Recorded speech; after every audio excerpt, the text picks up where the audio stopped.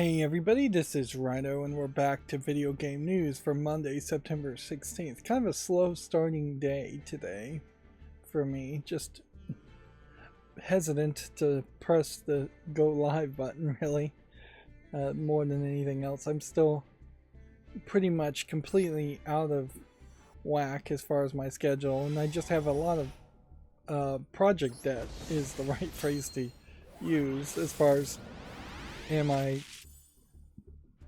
supposed to be scheduling videos, which yes I am, but no, I'm not doing that at all. Or am I supposed to be fixing the macro to open all the news pages, news stories that we talk about, the news streams, or am I supposed to be doing some follow list cleanup, plus all the other non-YouTube stuff, of which I still have a lot, but that is somewhat starting to reduce by a small amount, which did allow me to finish playing See No Evil. 10 hours left on the dual pass. Yeah, so definitely not worth it to pay and get gold, unless I was just going to spend the next 10 hours playing Yu-Gi-Oh! To try and get to at least 50. But yeah, I'm effectively done with Yu-Gi-Oh! At this point. It's pretty obvious. So yeah, I finished See No Evil, and there's nothing amazingly awful that jumps out about the game. It's just kind of mediocre, kind of short, never gets a real good handle on what gameplay gimmicks it wants to focus on. It looks like it's a box pushing game, but that's only about a third of the levels. It looks like it's a sound manipulation stealth game, but that's only about a third of the levels.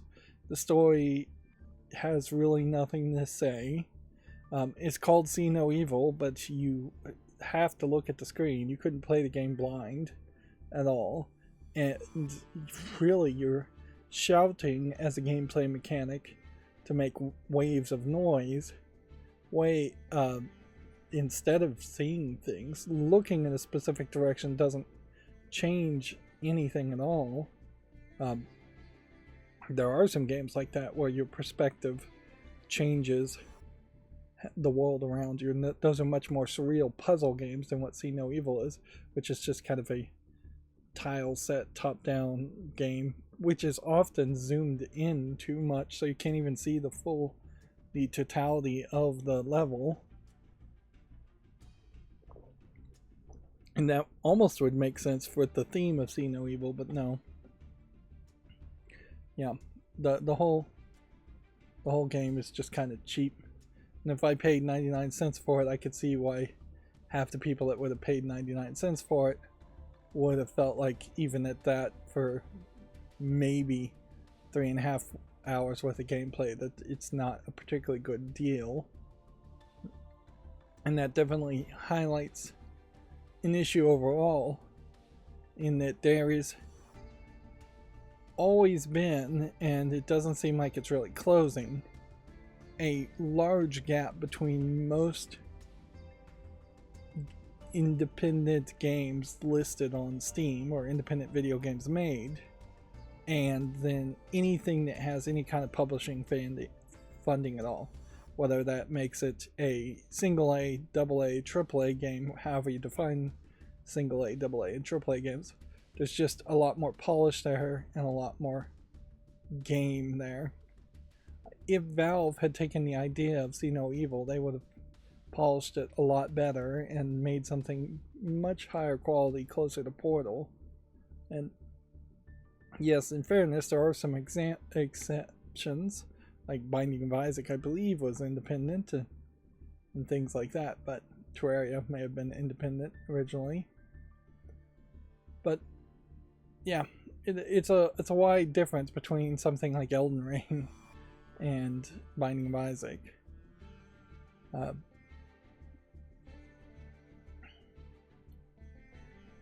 Really, I guess I don't have anything more to say about See No Evil, so let's just move on.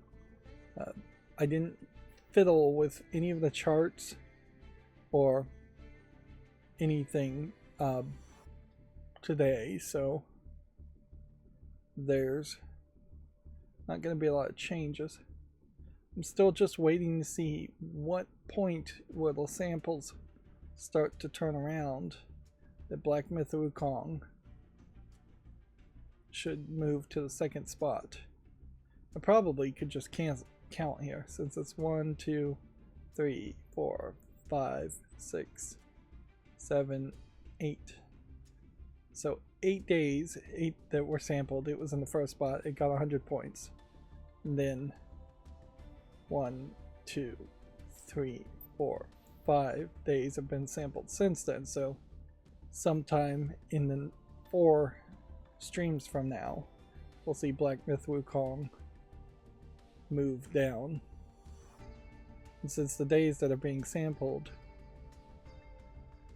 should be consistent, but they may not actually. I may have skewed the results here a little bit by testing the chart originally, so I should probably go back and see what days the first few days of samples would have been and start to remove them so that there would be equal distance of time between each day's samples. So it should be one on Monday, one on Wednesday, one on Friday only, not 3 that were done on the same day.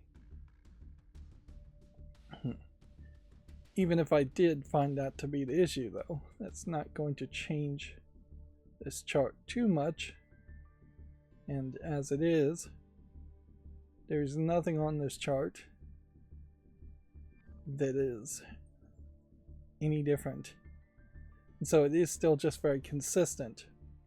And a big part of that is certainly that there's just not any new games out.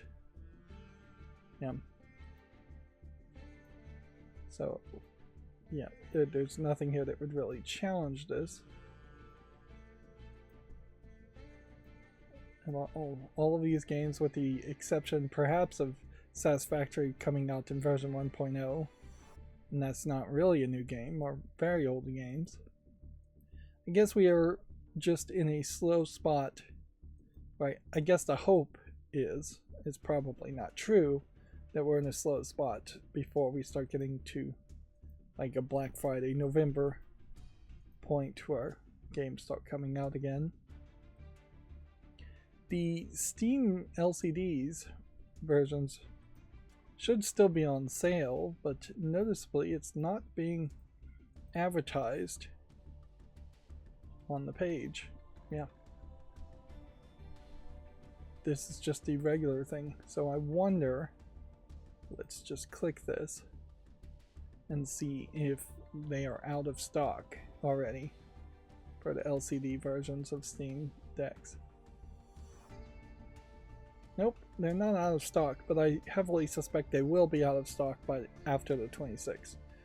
The remaining inventory, unless just nobody takes them up on their offer, will be held back for repair parts. Although I don't even know what the warranty is, because you're talking about the original versions of these LCDs would have been 2.5 years ago. So if there was a 1-year warranty, or even a 2-year warranty, or even a 36-year warranty, and you bought it, the LCD version day one, you were a day one early adopter, your warranty is probably gone. And if you buy these now, I imagine you're going to get a 6-month warranty at most. Even if you did get a 1-year warranty, I wouldn't expect anything higher than that. And it certainly does make a lot of sense that the Steam Deck should have more of a feeling in some aspects as a PC. And the idea of having a warranty to repair it and having 2.5-year-old components sit around on shelves to repair it is just less of a thing.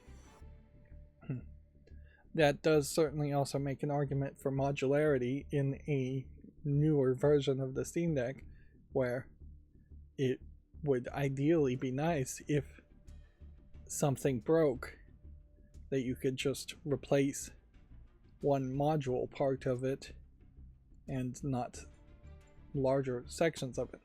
Although modularity in portable devices really usually bends down to just being there's one motherboard and then maybe a few adapter boards. And the Steam Deck's not terrible about that. It does have actually quite a lot of ribbon connected boards to connect like the joystick sections and the button sections to the CPU and the GPU. But yeah, it's not as easy as you can just pull out the CPU or the GPU and replace it. You'd have to replace the main board, which in itself would probably be at least $120 of replacement. Physically, I'm not sure that the Steam Deck's shells are particularly that different, and I wouldn't be surprised if the next version of the Steam Deck shell is exactly the same, and you can potentially just upgrade the internal board. I don't know if that really would save you too much, though, unless you could take the old version of the Steam Deck and put it in some kind of case to make it a TV connected console. And that's very much just speculation on my part. But my biggest speculation is that we will see the end of the 512 gigabyte LCD and the end of the 64 gigabyte LCD version, and then they will lock into a $400 low tier version of the Steam Deck. Maybe it will still be LCD when it gets updated, maybe it will be OLED, and then there will be a 512 gigabyte version and a 1 terabyte. And it might very well just be that everything shifts over and the low tier becomes the 512 OLED, and then there's a 1 terabyte and a 2 terabyte version. Depending on what else has changed, a lot may not really matter. Honestly, if you had given me the option to save 60 or 70 bucks, I might have considered getting a 256 gigabyte version of the OLED model. I'm not sure. For as little as I've actually played with my Steam Deck, I'm not sure I really need 512 gigabytes of internal space. Their operating system and all of that is not super large, taking up a big chunk of that, nor am I particularly targeting playing huge games that would take multiple huge games that would take up 40 or 60 gigabytes each. Yeah. The top played games here, if we were to just look at them here, let's see. I don't think a lot of these are going to be super storage wasters.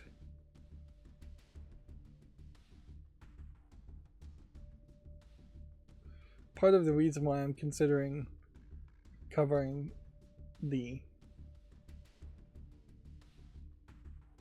gaming on Linux as a new news source, and ideally I would like it to replace probably Video Games Chronicles, if it could do that fairly well.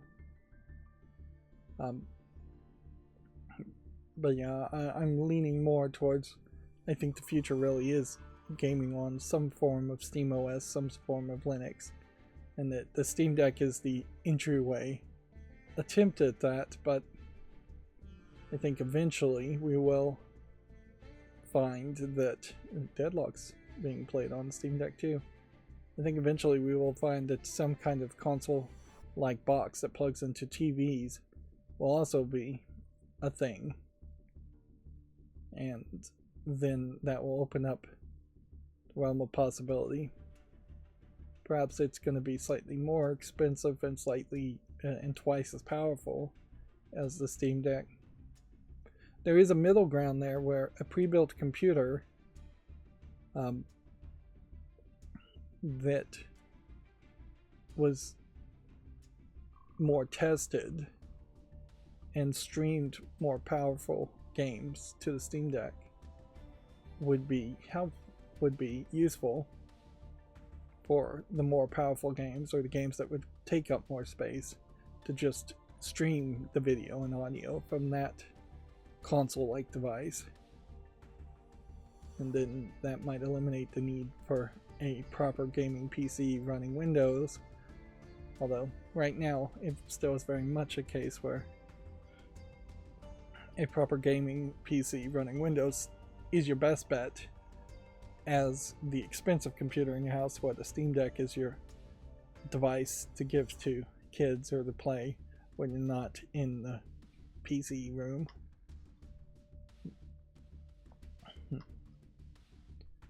Alright, so that's, I think, about all the catch-up I need to do. One of the non-YouTube projects I did was I installed a new Tuya smart doorbell, which seems like it's working fairly well. A step up from the non-smart doorbell, video doorbell I installed about 5 years ago, which I tried some experiment there and ran the wires really long for an analog signal. So the video on that burnt out. One of the things that turned out to be a smart move there is the first doorbell I had used 6 wires, so the long wire runs have 6 wires. This newest one uses only 4, which gives me a great opportunity there to just cut off the ends and attach some couplers, some wire couplers, and put on the adapters. And it's really designed that way. You get an inch of the the JST terminal connectors is what I think they're called, but you get just an inch of wire and an inch of the plastic connector, and then you're expected to really supply the longer runs yourself separately. Inherently, these Chinese video doorbells are designed for little Chinese apartments where the wiring really is only going to be about 30 feet. In a lot of cases, it's going to be that you'll have a solid door. The video doorbell will be outside your solid apartment door, and then the monitor panel will be on the other side of that solid door, or somewhere very close to it. Which is very different from United States American houses, where it is often houses are very flat, very wide, or very tall sometimes too. So easily you're going 100 to 200 feet and pushing the length of the connectors. There's a lot of new features in having a smart video doorbell. It's still probably not going to feel much like the Ring doorbell, but then you're not connecting yourself to Google in the Ring service, which is then also leaking information either to Google employees or government agencies all the time. If anything, these Tuya video doorbells might be leaking video information to the Chinese CCP police, but what are they going to do with that, really? Like, worst case scenario, they would just turn off the service. Yeah, I think that literally is just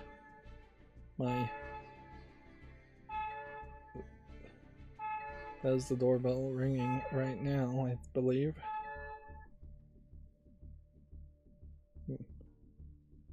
Yep.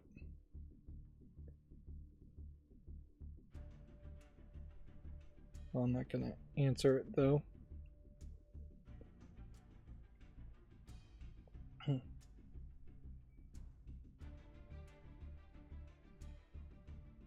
But yeah, the real hope, of course, there is that it actually works, and works both when you have a cell phone, because the smart doorbell also sets off the cell phones, almost like you getting a phone call, but it also makes sounds for people whose cell phones are often dead, like mine. Batteries are often dead or on silent.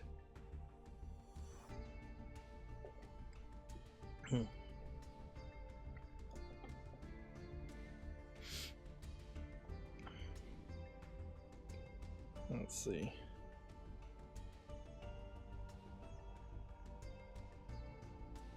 Trying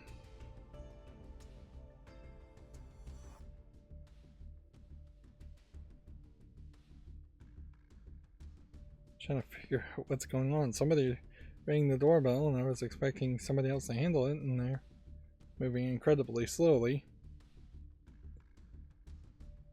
So let me look at my other cameras. That is the one thing about the Tuya thing that I would say. It's kind of interesting because there's a split there in that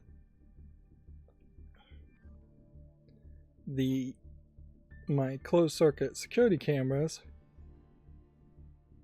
are probably not going to be able to be connected to the doorbell camera, and that would be the next step up, is that they would have what's called ONVIF ONVIF support, and with that they would be able to stream the video to each other. But the new smart doorbell does have motion detection. It has support, interestingly, so you can connect a front doorbell, a back doorbell, and 2 other non-doorbell cameras. The difference there being you only get video from the other 2 cameras. The software is still a little rough, however, so you can't like disable. Yeah, just now they've answered the door. They must have known it was a package being delivered. But yeah, you can't disable certain buttons. You can weirdly turn the doorbell into a message machine, so they'd press the button on the doorbell and leave a message. You might do that in an office. I don't know why you would do that at a home and let people know that you're probably not home. You can also have it mute so the doorbell in the house would just not ring. They would only go to phones. That's interesting. I had a heck of a time, and this is not video game related, so apologies for that. I had a heck of a time though getting the video doorbell to originally connect to my Wi-Fi, and then I looked at my Wi-Fi while I was trying to debug this as to why was it just not connecting, and it turns out that my Wi-Fi was on channel 2, and on the 2.4 gigahertz Wi-Fi spectrum, your Wi-Fi's really should only be in channel 1 or 5 or 11. Those are really the only 3 options you should be in. And it had just been set to auto at some point, and it was on channel 2. So once I changed it to channel 11, which 11 is probably going to be your best bet in a lot of cases, because by default a lot of them do 1, and you want to choose one of those 3 channels that's used the least by your neighbors. So the second I changed it to channel 11, it started working.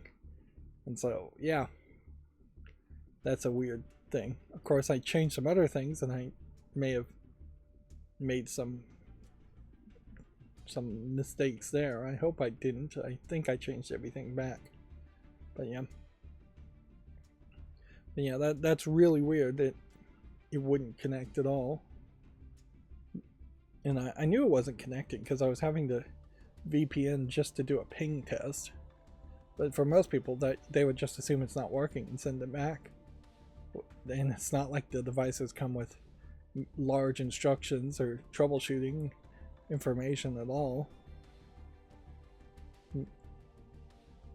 The one thing I would say is that I'm not sure if the monitors on video doorbells, the cheap Tuya ones, seem to just kind of randomly connect to a large selection of cameras.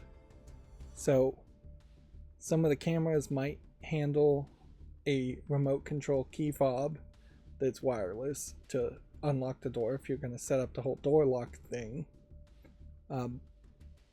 whereas others may not do that and may only handle putting an RFID card, or may not do anything at all, may not even have a door lock functionality. Of course, that's all kind of old technology, and if you're getting something into the Tuya operating system, we are now at a point where you could just put a smart deadbolt replacement on your door, or a smart lock handle on your door, and then via Wi-Fi have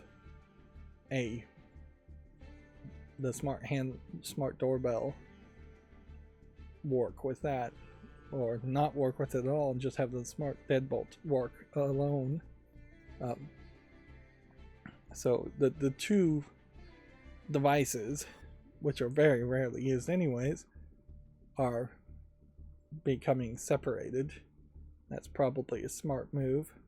And it's not like this video doorbell is so good that it recognizes faces, or it's designed to do that. It barely has motion detection that's acceptable. On low it doesn't catch enough, and on high, on medium, it catches too much. Of course, I have a real problem in the middle of the night where bugs will fly around my video doorbells at night, and motion will be detected because of that. My closed circuit security cameras are way more optimized for motion detection than the doorbell is. The doorbell's first generation smart doorbell compared, or maybe even second generation, but there's still a lot of programming and adaptation that could be improved by it. But yeah, it just going from a non-smart to a smart was a noticeable generational leap of improvement. Although I would say having the ability to connect two cameras, non-doorbell cameras, in the front and the back doorbell is a very minimal setup. If you were just going to do that and not have any other security cameras, and you actually wanted security and cared about that, because yeah,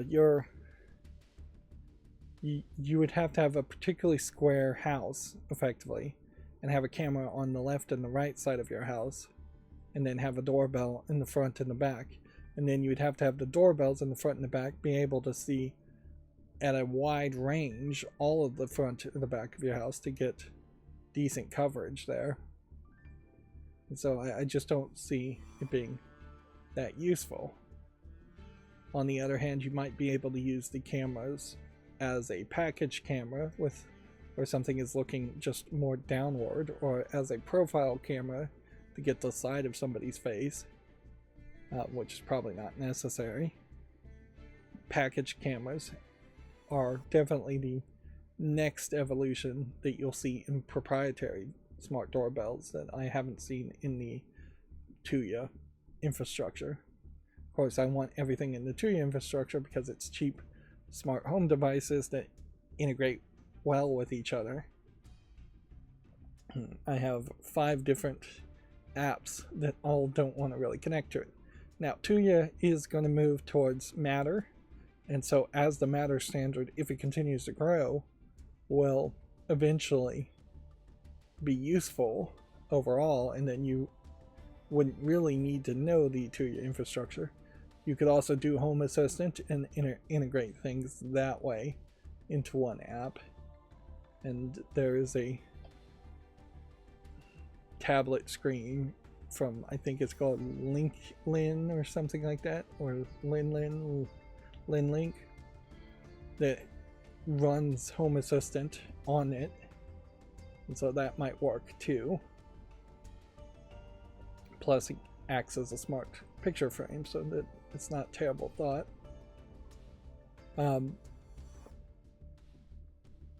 But yeah, right now I really do have like 5 apps, and barely is it's worth keeping those apps separate. Like, I have one for my water heater that does almost nothing, just schedules whether to change the temperature on the water heater. No reason for that. I have one for my smart door, but my smart deadbolt door lock. It does very little, doesn't need to be a separate app. I have an app for Govee lights, which does a lot, but I really would like that to be integrated into the Tuya app. And then the Tuya app is the one I use, and it has like 23 devices. And then the SwitchBot RoboVac mop app is getting updated and is more of a proprietary setup. So that would be the one I would expect I would keep for the longest amount of time. Which I also noticed on my SwitchBot, and this really is just 20 minutes of me rambling about smart devices and trying to automate the house and reduce the amount of work I have to spend on it, keeping the house. But at some point, they either took away a feature and re-added it, or I went in there and clicked the wrong button. But there's a pre-moisten mop function that I had turned off, and yeah, I'd noticed that it seemed very weird that when it would go to mop the floor, it was not filling up its tank with water anymore. And I was like, how is it doing that? Or is it just keeping water in its tank after every mop? And I don't want it to do that. Certainly, I want it to always fill up with clean water right before it cleans, and then always drain it, just waste water. That's fine. Water's really cheap, and most of it gets recycled back into the water table anyways, so it's not particularly that wasteful to even throw a little bit of clean water down the drain. Hundreds of gallons, yes, but yep. Apparently I turned that function off, and that's crazy that that wouldn't be just like a one-time thing. I could see scenarios where you spilled a bunch of water on the floor, you want the mop to go pick up all the water, so you say don't bother pre-moistening it, but for it to be the default setting seems silly. It would imply that somebody would go and mop their floors, or just moisten their floors with water, and then want the mop to go mop it up. And see, I can't imagine you'd ever put such an expensive RoboVac in something like a shower, or like a pool or something like that, where it is just constantly getting wet. Like a public shower is what I was thinking that you might see in pools. I'm not sure if public showers exist still, even, or around the edges of pools. I just don't think you'd have such an expensive RoboVac constantly going around mopping up wet floors to the point where pre-moistening the mop doesn't still make sense. I could see, certainly though, these RoboVacs becoming a very standard thing in like grocery stores, but if that was going to happen, you would certainly only send it out after the store is closed. Otherwise somebody's going to hit it or steal it. And it's still probably cheaper to pay minimum wage to have somebody mop the floors than it is to have a robot do it. But maybe that'll eventually stop being the case. I've also updated my RoboVac so that it is mopping the bathrooms every day at 5 in the morning. Just going for, this is how it would be in an office type scenario. Just mop the floors every day in the morning. You wake up to a fresh, clean thing. Anyways, none of this has anything to do with video games. I said it was a slow start day, and I was not exaggerating, obviously. Let's go through the video game news. We kind of have a lot to do today anyways, because I don't think I covered all of the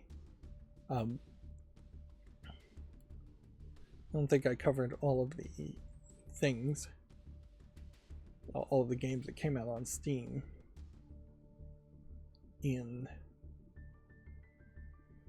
on Friday. So apparently 2 new Nintendo Switch hardware bundles have been announced for US.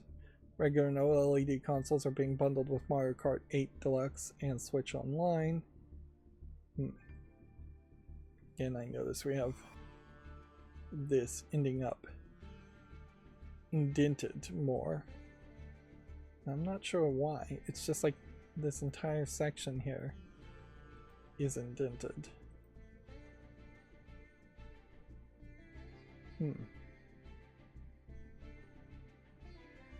yeah, I have no idea why that would be the case. Anyway, so I guess that'll give me something to fiddle with. Sony has contracted AMD for the PlayStation 6, reports claims. Platformer holder reportedly prioritizes PS5 backwards compatibility with its decision. So,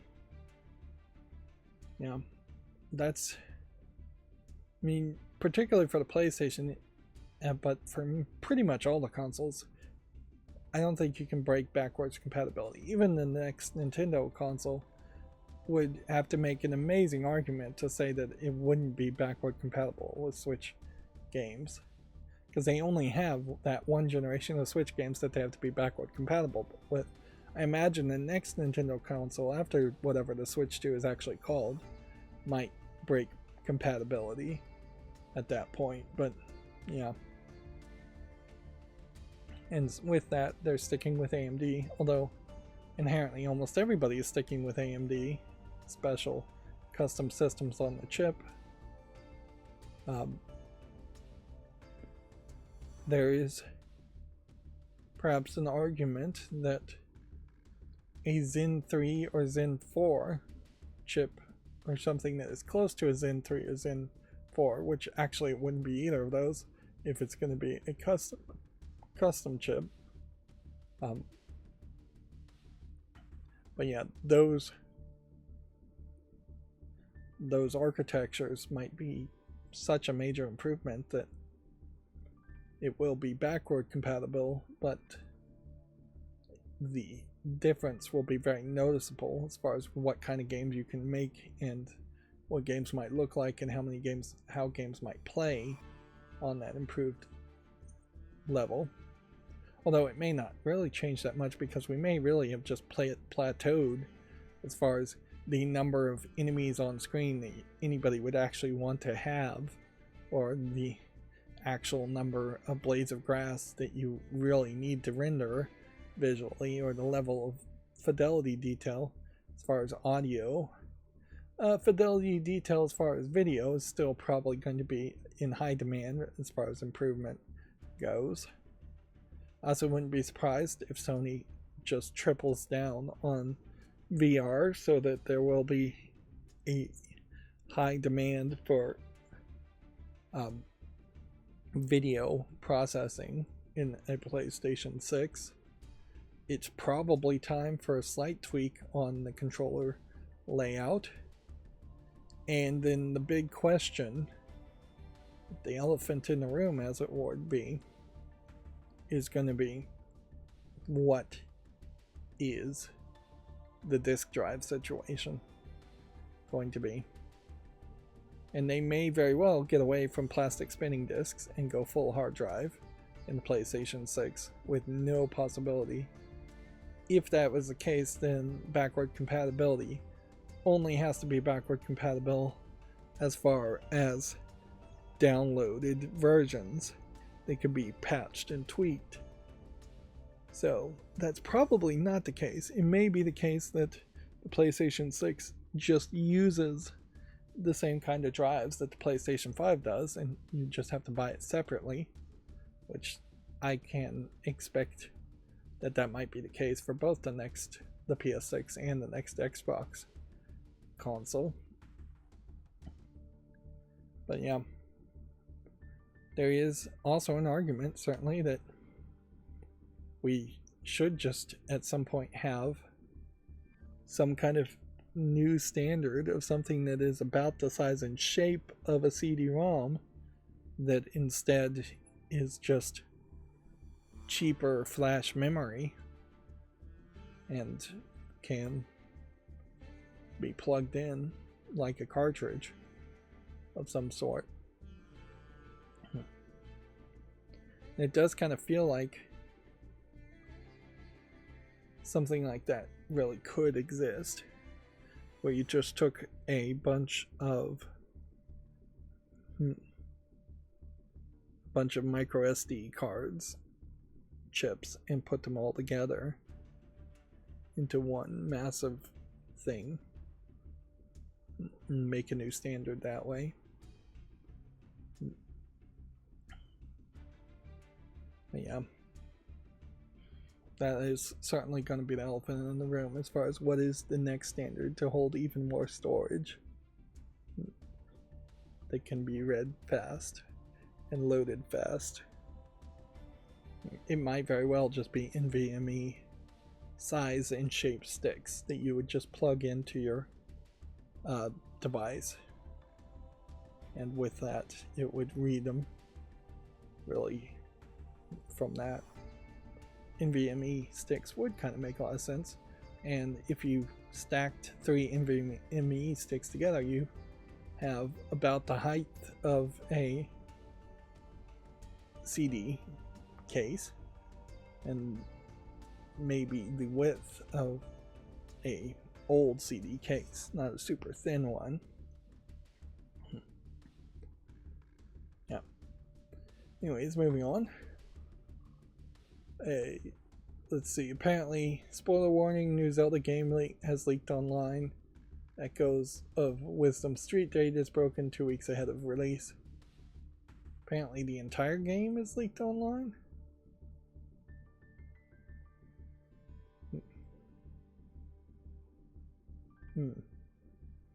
Interesting.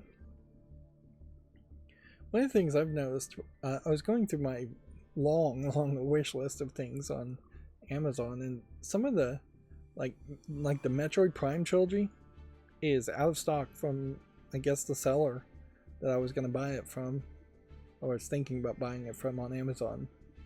And yeah, it does seem like some of these Nintendo Switch games are starting to go out of stock a little bit, and yeah, that's a little concern, certainly, that I have. The Italian police have seized a 50 million euro of counterfeit retro consoles and games, which, yeah, there's been a question here around WATA itself. These would be counterfeit, so WATA probably wasn't actually involved in this at all, but WATA being the de facto place to rate and set things up. It's also kind of crazy here if this was actually true, that somebody would have paid $2 million for a Mario Brothers in-box and shrink wrap game rated 9.8. Notice they didn't go perfect score of 10. Apparently these are coming from China. And they're being weirdly specific, saying it does not meet the European Union's technical and safety standards. Yeah, no surprise that fake ROMs being put on fake cartridges, put in fake boxes, wrapped in shrink wrap, would come from China. I can kind of tell you immediately that this is fake. The shrink wrap is too new and not yellowed. The corners here are not dent up even a little bit.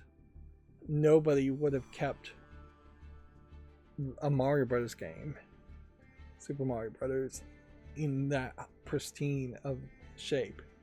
All the colors here are bright and vibrant.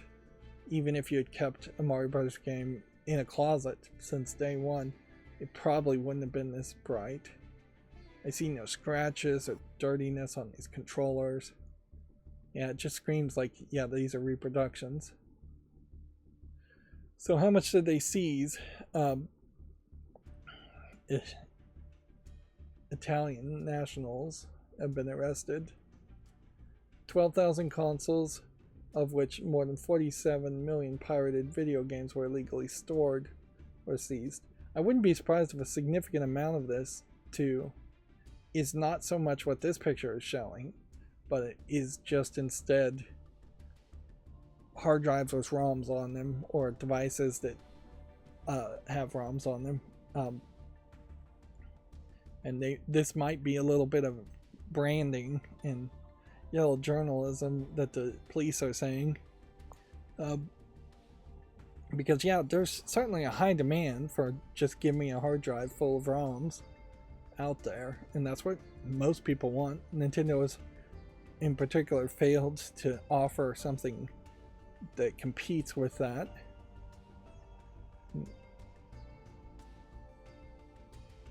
Yeah, a pristine copy of Super Mario 64 sold for 1.56 million. Weeks later, a copy of Super Mario Bros. Sold for 2 million. However, one class action lawsuit alleged that the prices were inflated due to manipulating the retro video game market. See, yeah, so this picture here is talking more about the water scandal and really has nothing to do with this seizure. And so this is another great example of Video Games Chronicle doing a poor job of conveying the reality of the situation in favor of just connecting two completely disconnected stories and using a screenshot and reusing a headline in stories that they've already written. So the scandal before was that WATA had some interest or control over the auction site that was selling the pristine versions of Super Mario Brothers, and they were potentially buying the games themselves at a high price to get more people to use their website, because there really is no reason why Super Mario Brothers should be sold for $2 million.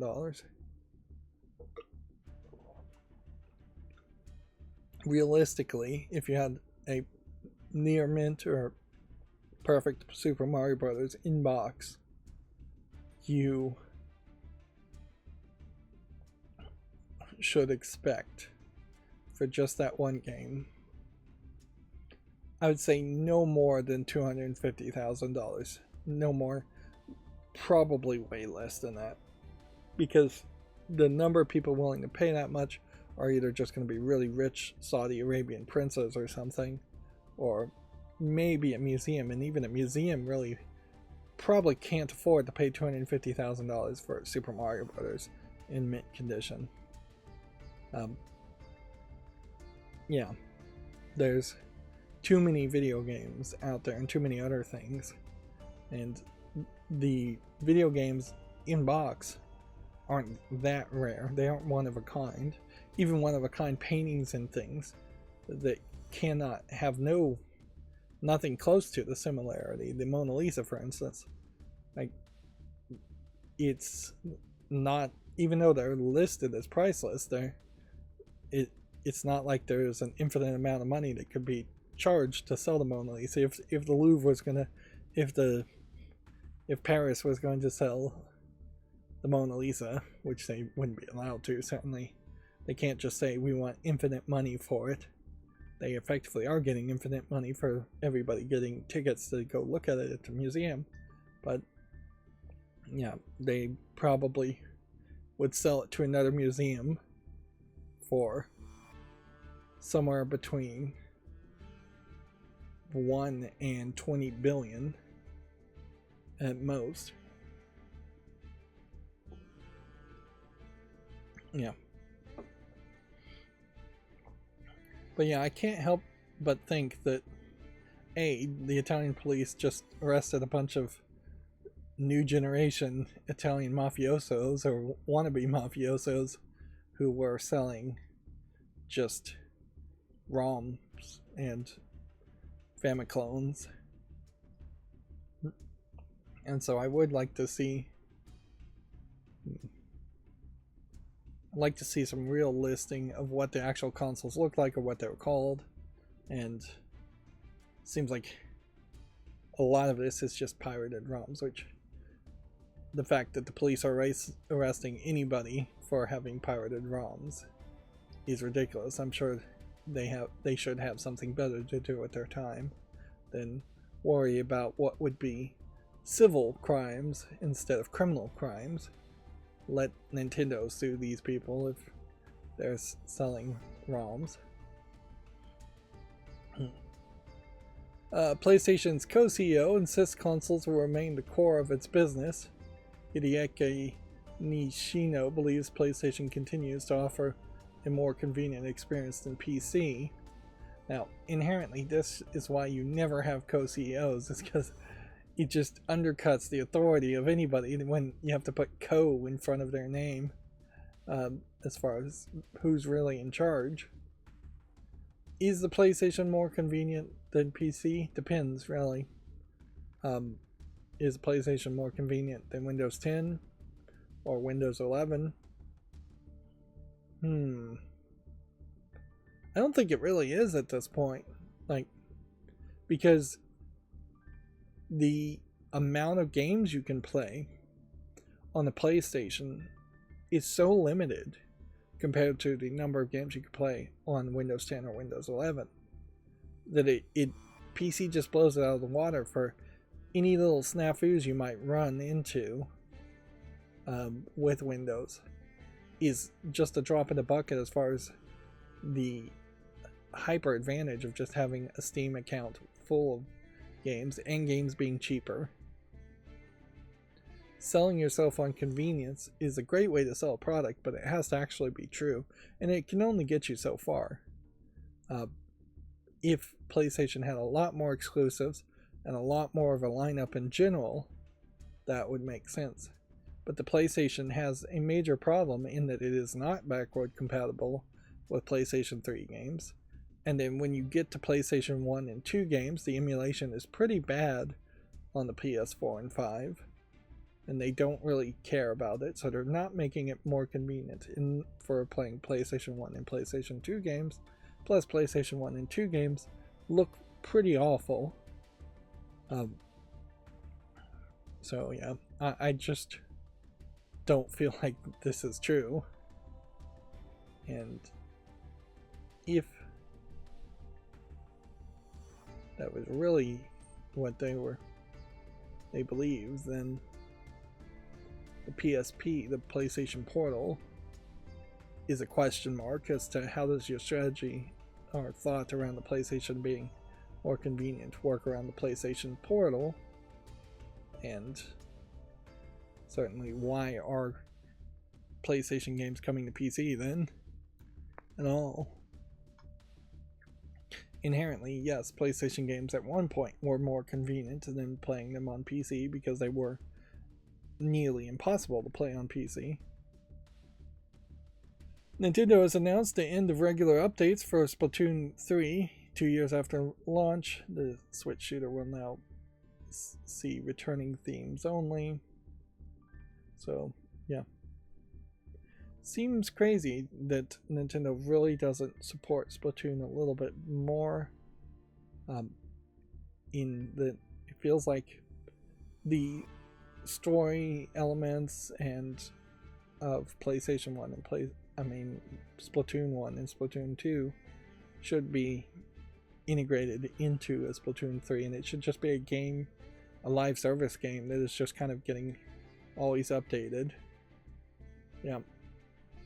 And so maybe that's the hope with the next Nintendo console, is that there will be a Splatoon, but it will just be a live service and they will just continuously update it and support it, because clearly the world is not going to change and there's going to be a desire for playing some kind of live service shooter game, and Nintendo, trying to be family friendly, can really only do Splatoon as a case. And Splatoon has worked very well as a series.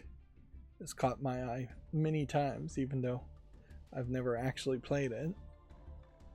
Of course, this may very well just be Nintendo getting lazy because they have really no competition with PlayStation or otherwise, so why support something when they can get away with not supporting it? Of course, that's Nintendo in a nutshell, so that they are kind of lazy as far as supporting things. Let's see. We had this story before that Flappy Bird, the Flappy Bird trademarked game, was coming back. And then I delved deeper into it and saw that it actually was not going to be the original Flappy Bird game. So now the follow-up on this is that the original Flappy Bird creator has denounced a crypto-backed re-release. The re-release of the mobile game is planned for 2025. What had happened, as I understand it, is because the original creator did not use Flappy Bird as a trademark, the trademark expired, which is exactly what should happen with trademarks, if trademarks should exist at all, which is questionable. But yeah, he pulled Flappy Bird over a decade ago, so having a game called Flappy Bird not exist for a decade really hurt society more than it benefited anybody else. And arguably the trademark should have expired a decade ago, but apparently there was more of a buffer in time there, and he didn't file any I intend to continue to use this Flappy Bird thing. It would have probably been wise for the original creator to make some t-shirts, have a merch shop, or just leave Flappy Bird available for purchase or even for free on the platforms and just never update it. But since he just completely abandoned it, the trademark was open. I think it may also be the case, and this is just speculation on my part, that he may have sold the actual source code to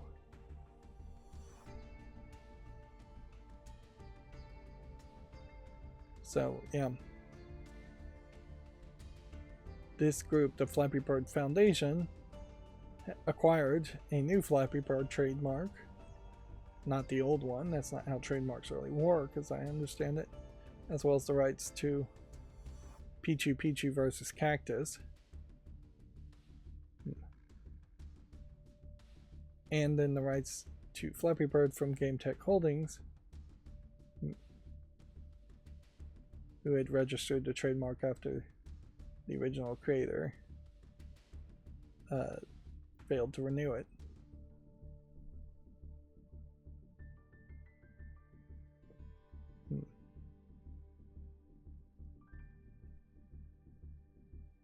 And so they're going to make a new game called Flappy Bird. And it probably will catch some people's attention for a week or two, and that'll be it.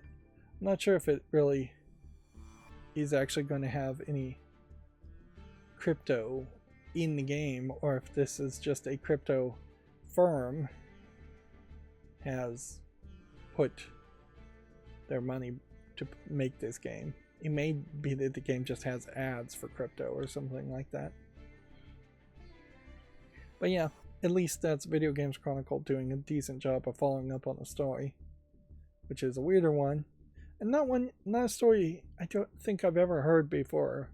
Like, just a small amount of success, instead of abandoning that success, and it would have been much better if he had either sold Flappy Bird to someone else to handle it, or you would have had a business manager hired somebody to just maintain a trademark, maintain the game for sale. It wouldn't have been too hard to hire somebody to say, you're gonna just make sure this game stays on sale, and then you're gonna send me a check once a month, and I'm not gonna worry about it anymore. You're just gonna pay me a royalty fee for every sale, and then you can do whatever you want, instead of just abandoning it and trying to destroy it from reality, which you can't do. Like, once something is released. Now, this is still a weird argument as far as copyright and the way capitalism kind of corrupts, and where copyright has evolved to be kind of ridiculous. It would have been better for society, even now, instead of having this weird mess, for it to have been a case where 10 years ago he put Flappy Bird out as an open source project and just released it to the entire public. Then we would have seen a lot more Flappy Bird clones for a few months, and then eventually people would have just given up on it as the attention went away. But then every young programmer, which would have been able to do a little bit better of a job learning how to program using open source Flappy Birds. And then every now and then there would have been somebody actually very creative taking Flappy Bird to the next generation. Certainly. Doing something different and unique with it. But nope, that's not what happened either. But yeah, in my ideal world, once something is pulled from sale, there should be an incredibly short time window in which it either has to be put back on sale or it becomes public domain and no longer copyrighted. Not 75 years past the death of the original creator, which is insane. Yep. Palworld's not going to change its free-to-play model. Dev claims Palworld was never designed with that model in mind. It's not going to change to free-to-play. Okay, which we'd already talked about that. It's kind of funny here that the statement text here is a little too small, so I need to tinker with that story too. The Pokemon Center Japan is launching a night arcade merch line inspired by Celadon Game Corner. The new line will be available on Thursday. So, Pokemon seems like it is perhaps pushing a little too hard on its merch recently. It's always pushed merch very hard, but it is noticeable that the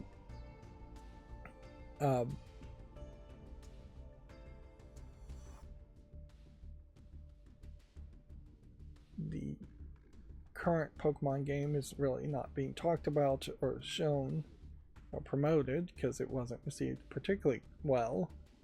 And then the next Pokemon game was just teased and we haven't seen anything more.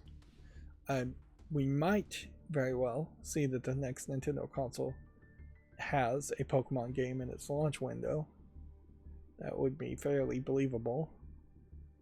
But I'm not sure if it's not going to somewhat fall flat also, because Pokemon games have just not been particularly well polished now that they've gone 3D, full 3D. Here we have Video Games Chronicle talking about Patreon. So now apparently they're hiding podcasts and other content behind the Patreon, quickly devolving away from being a proper video game news source and instead being just a podcasting group. And yeah, we may see eventually that there's just less and less actual news articles being put on Video Games Chronicle, which would make it completely useless to me. Twitter itself is becoming also fairly useless. There's just very little people talking on it, and I just don't know if there's another source to replace it, though. It just may be the case that what the good parts of Twitter, back when Twitter was good, may have just gone away. And then Embracer's potential sale was canceled for Metro's 4A games and pinball developer Zen Studios. Zen pinball developer would be the appropriate way to say that. I guess you could say pinball developer. They've made several pinball games. That'll bring us to the Gematsu articles. A Pacific Drive Drive Your Way update is now available. New gameplay presets and over 50 new settings are available. I don't remember what Pacific Drive was really all about, though.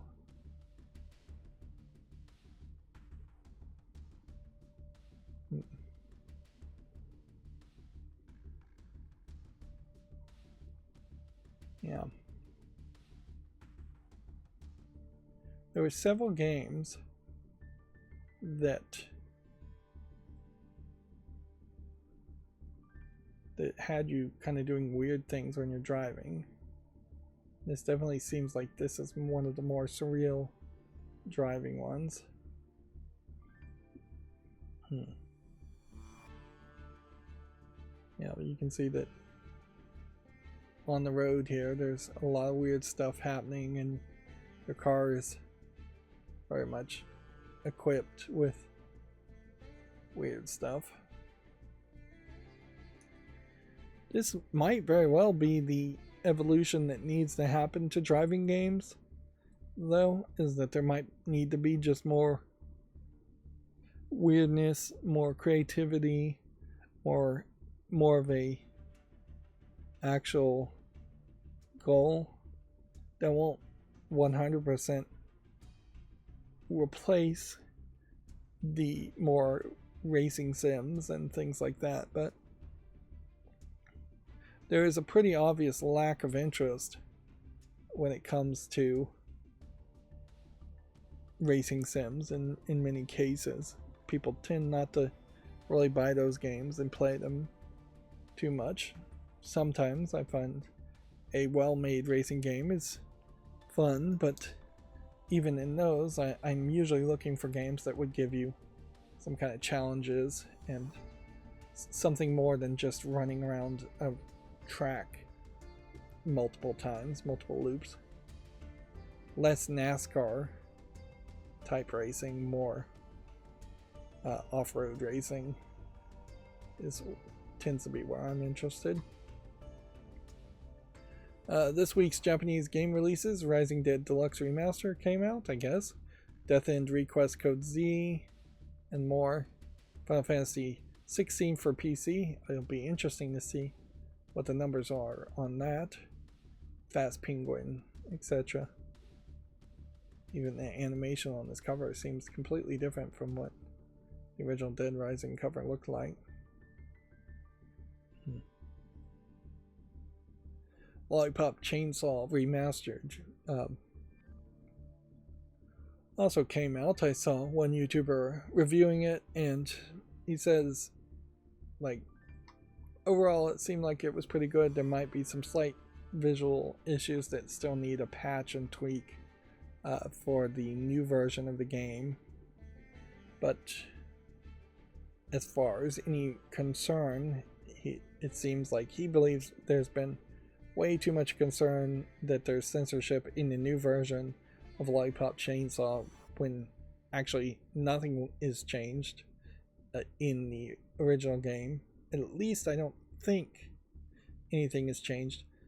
It might be that the music licenses have been a lot of the songs have been removed from the original version of the game. That more than likely is the case, and so you are still in this weird situation where the best version, if you want to hear the music, would be to play the Xbox 360 version. But yeah, music license might be an issue, a patch might be an issue, but overall the game seems fine. The only thing that does seem like it was slightly toned down was the amount of blood in the remastered, which arguably might be a case that the Japanese censorship boards and rating boards, it's a rating board, not a censorship board, but it's about the same difference, they probably have gotten a little bit more strict about gore and blood. It's important to also point out that James Gunn, I believe, wrote Lollipop Chainsaw, so the whole game should be a cult pursuit just for that reason alone. But yeah, it's a niche game, and we do want to see more remasters done as well as they can be on niche games, but it's also a game that's going to be 7 out of 10 at best, 7.5 at best out of 10, and a remaster of that is only going to maybe get it to an 8 out of 10. It's not going to be the ever case that a remaster just sells way better than, or is received way better than the original. And yeah, I'd like to see more niche games get remastered. I'd love to see like the Onichanbara games get remastered. There's a lot of room for improvement there. That being said, a reboot probably would have also been a smarter move for Lollipop Chainsaw and Onichanbara, just to full-on start over from scratch. And there's a possibility that a reboot very much might still happen with Lollipop Chainsaw, but we will just have to wait and see how well the remaster sells. Inherently, this remaster lets you play an old game that was getting increasingly difficult to play and that's a good thing. Moving on with the Gematsu headlines. Persona the Phantom X presentation for Japan has been set for September 25th. It's a free-to-play RPG currently available in China, Taiwan, and Korea. I wouldn't be surprised if it gets expanded a little bit further.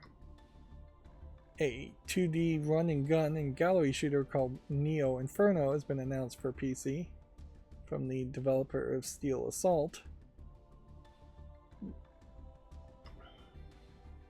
Raiden Nova is coming to the West on October 31st for the PS4 and 5, Switch, and PC. That is day and date with the Japanese release. This, I assume, is a shoot 'em up game.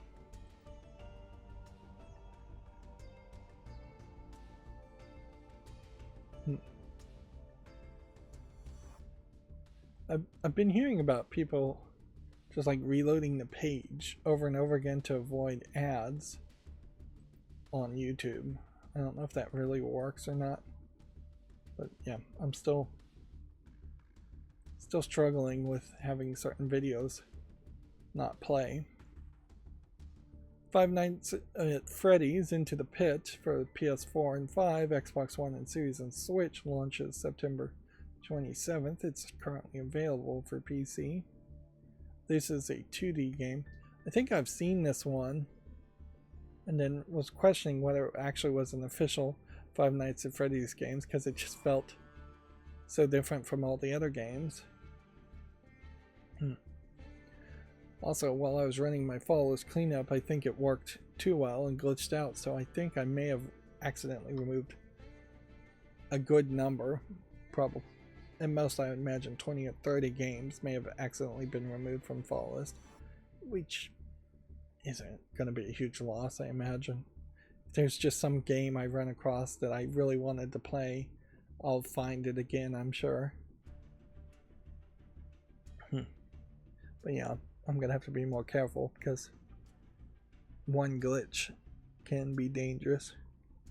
Like, inherently, I should have never programmed it to automatically remove games from the follow list. It should have always made the human interact with it and remove it. But in the scenario that the game had been completely delisted from Steam, so you click on the link and it just goes to the front page of Steam, in that case it was programmed to automatically delist it. It shouldn't have done that. It should instead pause or break its functionality and say, you deal with this, because in the scenario that it can't find what it's looking for, it might accidentally automatically remove it. I don't know if I'm explaining that well, but yeah. Tip for programming macros or programming in general is just don't give removal permissions to programs, as tempting as it might be. Moving on, back to Gematsu headlines. Renatus demo is now available in the West. It's a dark urban fantasy action RPG.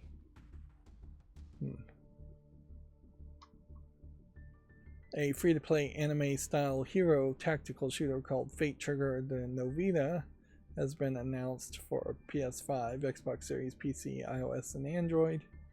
And I would say there's sometimes a color palette that stands out that says, oh, this is somebody who's trying to do an anime inspired style and isn't really getting the whole concept. You also see it when there's too many things going on. The wolf head, the metallic arms, the guns, the legs showing, the long hair, twin ponytails, the big boobs, the robotic arms again. It's big scenic background, the mascot character. It's too much. It does scream that this is animated by somebody who doesn't really care about what they're animating and doesn't have any actual visual preference themselves. But even the color palette, the pink, the yellow, the black, the tan of skin, then a different shade of yellow, then white and yellow, and then tan of skin, and then white hair, and then blue, and then red, and then some purple. Yeah. You've got like 6 different colors here, which is too many.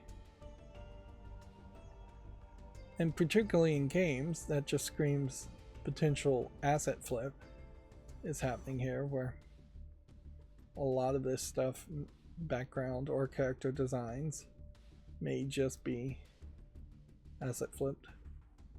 The whole thing screams that it is ripping off what is the shift up game called now?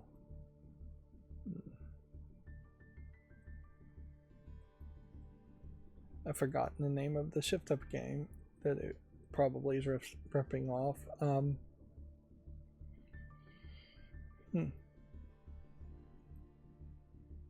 Well, even if I could remember the shift up game, I kind of don't feel like that game was particularly very creative either in its character designs. Yeah. So I'll just leave it at that. I'm not thinking that that'll be much of anything. Where you compare it to Zenless Zone Zero here, where it seems like there's fewer variety in colors, at least in the color palette, and it feels like there's more of a focus on what they're drawing. The headline is Zenless Zone Zero version 1.2 update Tour de Inferno launches September 25th. Yeah. And these screenshots definitely feel more consistent. It definitely feels like it is focusing more on one character instead of trying to have 5 characters. That is certainly another element there, is that if you start to see these huge teams or collections of characters, that typically implies it's a gacha game where you're going to spend a lot of time trying to collect all the characters. Now that'll bring us to the GameDeveloper.com news. Saber Interactive nets a significant equity investment to pay Embracer's debts. The investment also enables Saber to kickstart growth initiatives on a global scale. So, yeah, Saber Interactive now owns more of Embracer, as it were. More shares of Embracer, and has thus more control. So their future projects include John Carpenter's Toxic Commando, A Quiet Place: A Road Ahead, and a remake of Star Wars: The Old Republic. And they're going to continue supporting Space Marine 2. It's hard to tell if this is a good thing or a bad thing. It's probably a good thing in the sense that Embracer up until this point clearly wasn't being run well.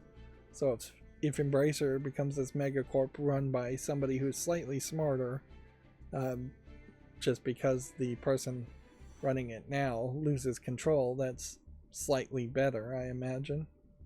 Of course, there is always the possibility that the next boss is just exactly the same or worse as the last boss, and that Saber Interactive or whoever does become the controlling interest of Embracer just continues to try to monetize Embracer games, over monetize them instead of having a long-running successful company. It almost feels like there should be a public board in charge of running companies, much more than the private boards that often run companies, like, or a democratic union run type way to run a business, which that that happens, but I don't think really in the gaming industry it's ever happened. It happens very rarely. Or a government oversight committee. Yeah. Yeah. It may very well come to that point where there should just be government appointed overseers, maybe a committee, maybe not, in charge of major corporations, if not all corporations, just single-handedly making sure businesses are run so that they are successful but not too successful, that they're not seeking short-term gains for long-term losses.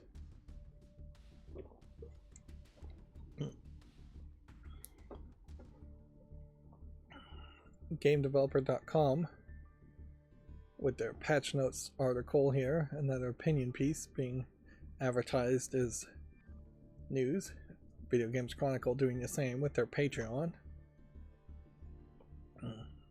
We haven't heard any update here as far as all of Annapurna Interactive resigning after failing to try to negotiate spinning off the company. And I imagine we'll just not hear anything for a while. And then all of these stories, I believe, are just old. So I'm going to just go ahead and skip them. Unity killing off its runtime fee, but then increasing the cost of its other fees to make up the difference, if not make more money. Yep.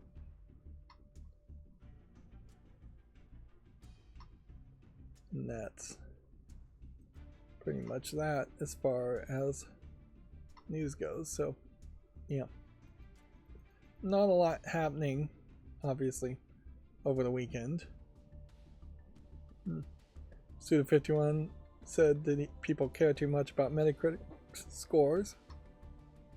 I did want to point this out in that this game has come into open beta, Cardcaptor Sakura Memory Key.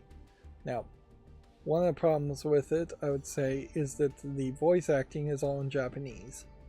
So, the few lines of dialogue you get are in Japanese, so it's not really a great game, I think, for little kids, even though it seems like it's almost certainly being targeted to little kids.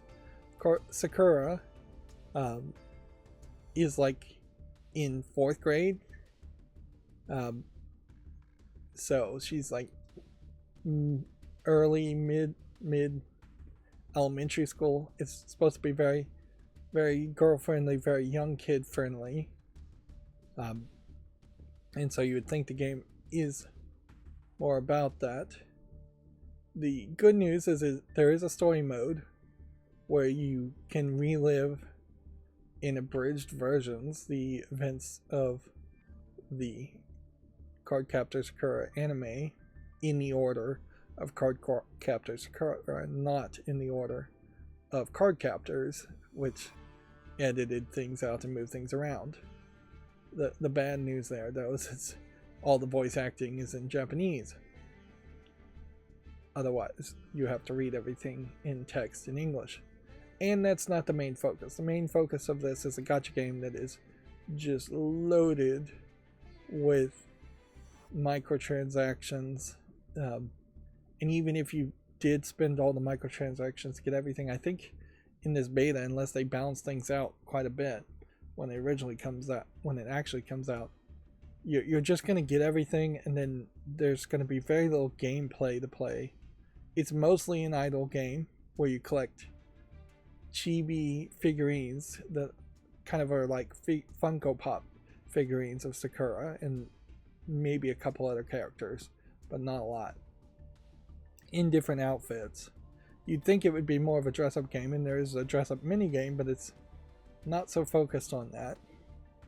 Each of these screenshots here is actually really underscoring these chibi characters, which play a much bigger role. You see these chibi characters on the front screen, and you see Sakura after you click 3 clicks to get into story mode. Here's her friend who is always filming her and putting her in different outfits, which that was something very unique about Cardcaptor Sakura, is that this friend effectively has a crush on Sakura, a non-sexual crush on her, and is constantly supporting her and putting her in different outfits. So every episode she has another anime high fashion style outfit that she acts as a magical girl to do it. In fact, there's very little actual fighting or violence in the whole series. Again, it's just targeted to really young kids. Here's Lee, who is supposed to feel like, I guess, the romantic interest of Sakura, but he really isn't. Sakura has a crush on a much older kid, and I'm not sure that Lee ever actually has any romantic interest at all. He's more just a boy who is a friend of Sakura, sort of, kind of a rival character, and that's where the Cardcaptor's cut tried to brutalize it by making it seem like Lee was the main protagonist and making him much more important than he really is. He is, in order of importance, probably down to the fifth most important character in the series. Now, I haven't seen any of the clear cards, but I'm not sure that the new Cardcaptor's Sakura clear card saga is even going to matter. There's this room that you kind of decorate, so it has a little bit of an Animal Crossing feel to it, but you really can't do much there either. And so yeah, overall it's just not much of a game.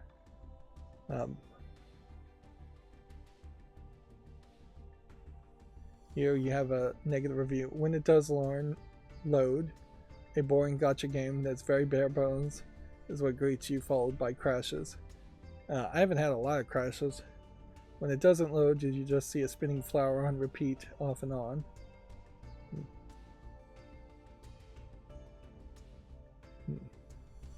So yeah, it's not getting a huge reception, and I definitely can see myself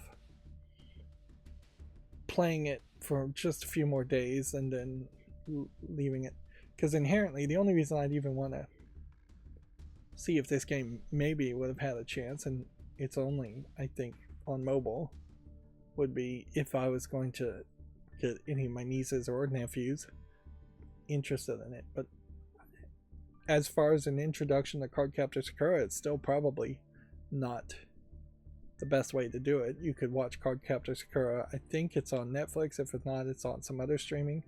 It may not be dubbed. Or you could hand them the mangas, which might be a little expensive, but that would be a great way to get them to read too.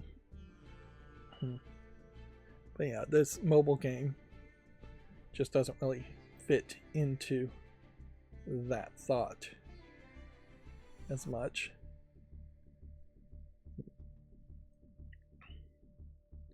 But I figured I'd give it a try.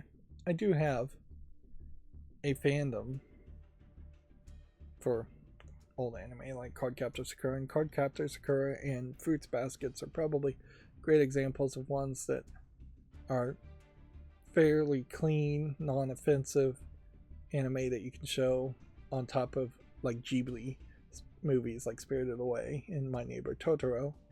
And so there's a very short list there of anime you can show to young kids that really pushes, particularly when you add Western sentimentalities into it, it really pushes parents to not show any anime to their kids until they're 12, 11, 14, because if you get them into like even one, plus actually kids are not likely to want to sit through super long series or long movies, and so even Spirited Away is going to be a tough watch for kids who are not used to sitting and watching something.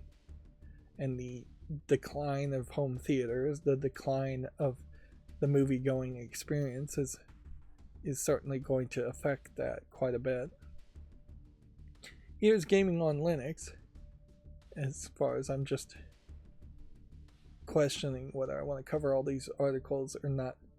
One of the problems about gaming on Linux is that there's going to be news stories like enlisted from Darkflow Gaijin /Gaijin is swapping from easy anti-cheat to BattleEye, which I assume BattleEye isn't easier to emulate on the Steam Deck anti-cheat compared to easy anti-cheat, which I think I've heard a lot of people complain about.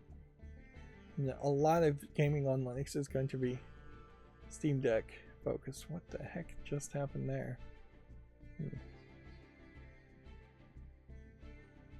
I have no idea what's going on here. Why that just all flickered like that. I think the page paused or suspended or something. One of the tabs did. But yeah, you have an article here of games that have been Steam Deck verified. Here, an article talking about laptops. Here you have a game getting Linux support.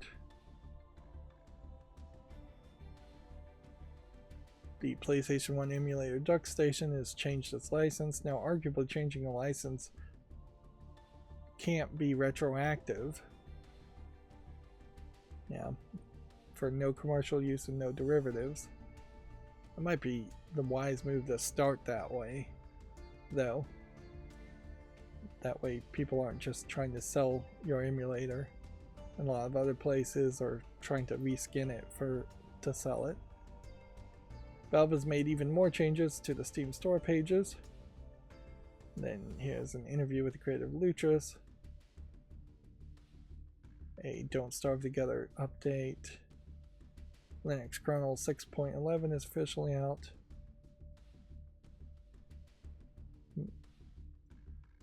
Windows kernel changes don't suddenly mean big things for Linux gaming. It seems like an opinion piece. Steam Deck OS version 3.613 beta and a new Steam client beta has been released. Yeah. So as I scroll down here, these are different stories. So this would be yet another news source that I would consider, and I am considering adding. Of course, with that, I would have to make a new macro, subpart of the macro, as it were. I'd have to clean up all these pages so that they only show the article. I'd have to retheme it so it looks like the other pages. But I certainly could do all of that.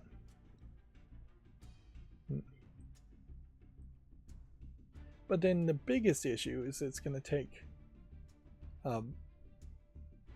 more time to cover the news. Let's see, what's the new tweaks?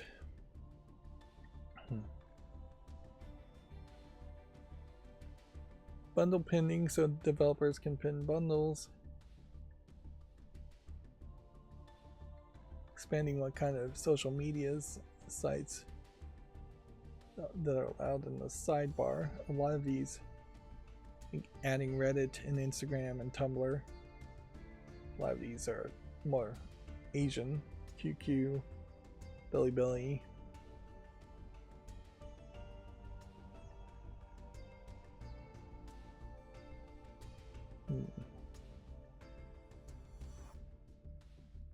So yeah, they are slowly, it seems, making changes to the way the Steam pages look. This is really bad in its original form. There's not a lot of screenshots popping up in these articles, but that might be a better thing because it may just be a case that these articles are very much just focusing in on saying what needs to be said and not except showing a bunch of extra nonsense. This is just all the new games, I think, of the week. that are out there, and if I accept the cookies and show, then I see a YouTube video. If I don't, I just see a screenshot. Weirdly, you don't get both options.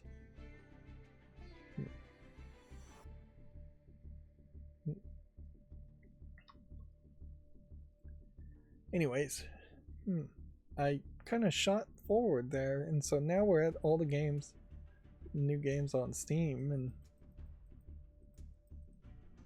it feels like I kind of shot forward, but maybe I didn't, because we are an hour and 35 minutes in here. Definitely feels like I should be at least 30 minutes behind for all the amount of talking. It seems like this is all over the place. I'm gonna be generous and give this a chance. There might be something in that weirdness. Here you have screenshots of the desktop. So it's a little desktop toy. Give that a chance. City Bus Simulator 2024. Already mixed reviews. I'm not gonna bother.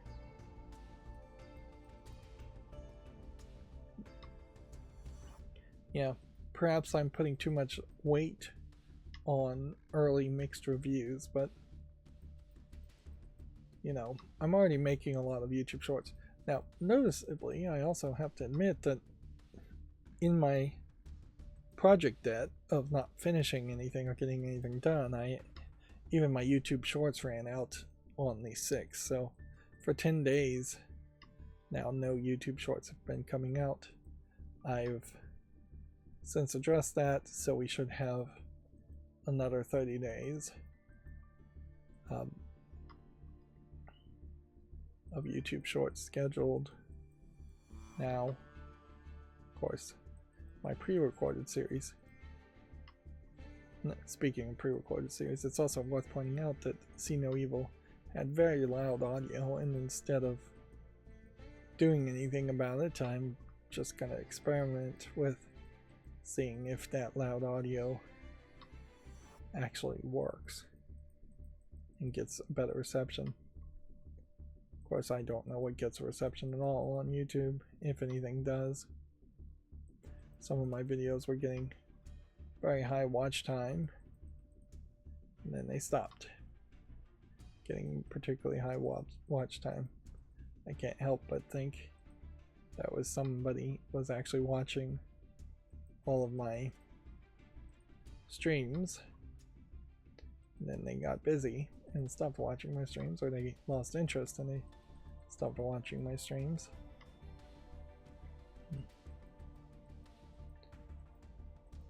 And at a certain level, I can't really blame people for losing interest when I'm fairly inconsistent. Like today is a great example of that, talking about smart doorbells and Tuya stuff, and just talking about whatever I want to talk about just does not really work if you're presenting yourself as a video game news site and when you're not getting to the news immediately.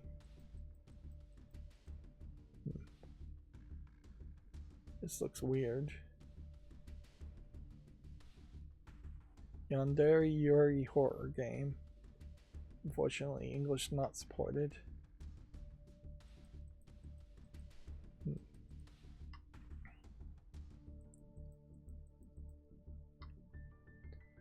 That is something that almost certainly would benefit me, is if I did these live streams with someone else.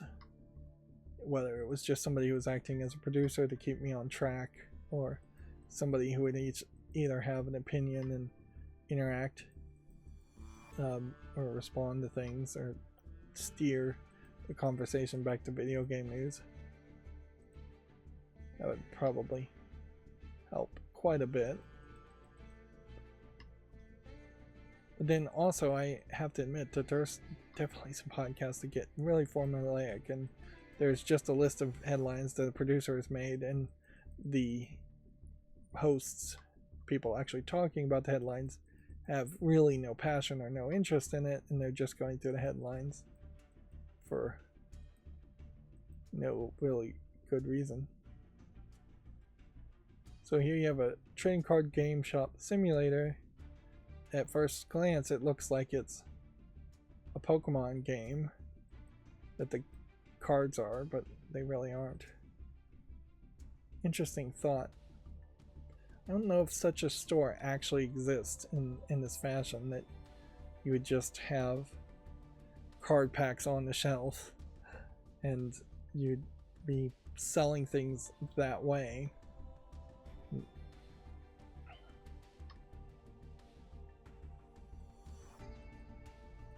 Yeah. Give that a chance.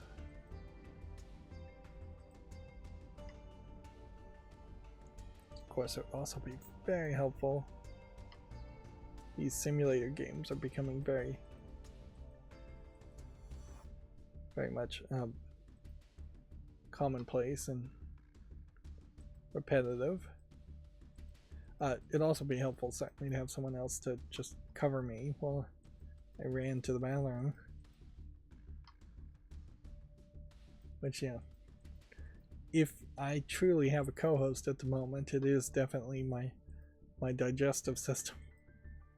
That is what is often limiting how long I can go, or whether a break needs to be taken. To the point it almost would make some sense to pre-record these live streams too.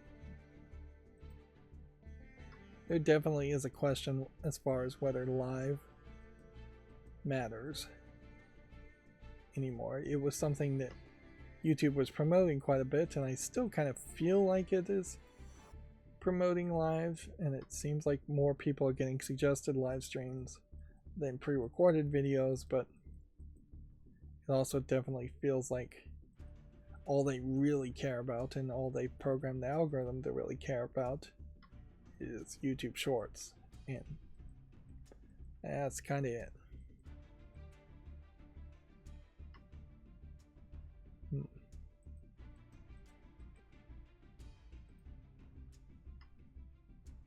I'm still finding a decent number of games, though, every stream that have at least a chance of being interesting to me on a just brief visual assessment. Of course, I have to admit that there is also a chance that a game might just look awful and play very well.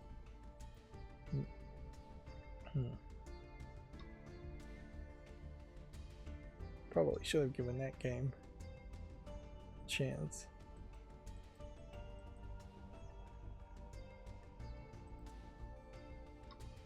Is that a sequel to Super Bunny Man? Is the question.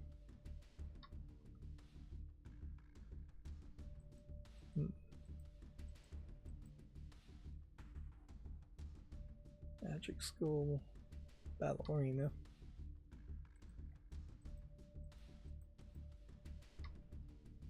And one of the things that's unique about Cardcaptor Sakura is I don't believe she ever fights another human being, or really is in any real major conflicts with any other human being. She is simply fighting magical spells in the cloud cards that have been sealed into the cloud cards that have different personality and can be mischievous at best. Yeah, in fact, I think you could probably argue that the most dangerous thing that ever happens to her is in the movie, the first movie, and that she's high up in the air and looks like she might fall to her death. Yeah, I suppose if you wanted a double feature, you could watch Cardcaptor Sakura, as far as here's a magical series for little kids that's super safe, and then watch Magical Modica, which looks similar but actually is way more dark and for older people and extreme with death and things like that. Yeah. Speaking of this, should I even make a YouTube short around this Blood Lily loop or not? I'm not sure. Speaking of not being sure, let's see. I think these are the YouTube shorts that I chose on Friday. But I might be wrong because these say September 12th and today's September 16th. This might be an interesting keyboarding game where you have to actually type to move a ball along a pattern.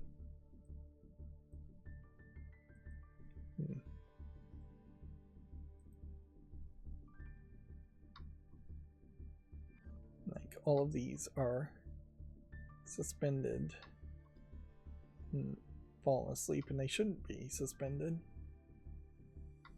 but that might be because I reloaded Firefox. I'm doing that more and more. Firefox is not really in great shape. That being said, I don't know if there's really anything I can do to fix that. Also noticing that the JavaScript takes forever here to get the screenshots jumping around. Funko Fusion here we can see is not being received particularly well. I didn't even know it had actually come out. They did a small amount of advertising for Funko Fusion, but not anywhere as much as they should have, considering what the game, what Funko Pop should have supported there. Yeah, I'm just kind of barely showing these, so I question whether it's even worth highlighting these games when that is that. And see, I didn't start all the way to the left, so it is very possible that some of these games on the left I also should be showing. But I'm gonna assume not and just end here and hope that I've shown enough, and there'll be YouTube shorts if anything I didn't show. So with that, if I can get to the right place, that's going to be it for this stream. As always, I ask you to like, share, subscribe, comment, and keep on watching. Thanks.